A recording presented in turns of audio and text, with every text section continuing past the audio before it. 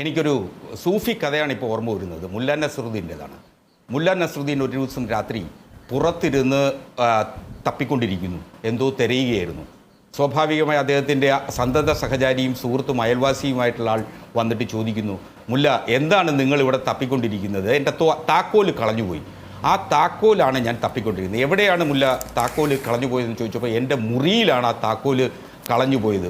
നിങ്ങൾ എന്തുകൊണ്ട് ഇവിടെ തപ്പുന്നു എന്ന് മുല്ലയോട് ചോദിച്ചപ്പോൾ മുല്ല പറഞ്ഞ മറുപടി, ഇവിടെ വെളിച്ചമുണ്ട്, അതുകൊണ്ടാണ് ഞാനിവിടെ തപ്പുന്നത്.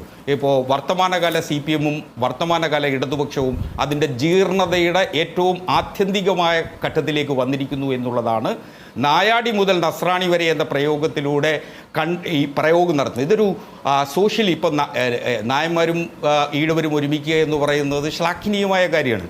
അതിനെ ഒരു തരത്തിലും അങ്ങനെ ദുരന്തമായി കാണേണ്ടതില്ല. പക്ഷേ അതൊരു രാഷ്ട്രീയ ലക്ഷ്യം മാത്രമാണ്.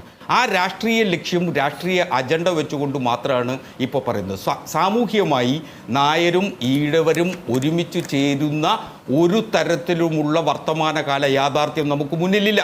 നായരും ഈഴവരും ഒരുമിച്ച് ചേർന്ന് വർത്തമാനകാലത്തിൽ സാമൂഹികമായി മാറ്റങ്ങൾ ഉണ്ടാക്കാൻ കഴിയുമെങ്കിൽ അതാദ്യം വരേണ്ടത് അവർ പരസ്പരം വിവാഹം കഴിക്കുകയും അങ്ങനെ വിവാഹബന്ധത്തിലൂടെ ഊഷ്മളമായി ചേർന്ന് നിൽക്കുകയാണ് വേണ്ടത്. അപ്പോൾ അതിനെ പ്രോത്സാഹിപ്പിക്കാൻ NSS-നോ SNDP-ക്കോ നാളിതുവരെ കഴിഞ്ഞിട്ടില്ല എന്നുള്ളതാണ്.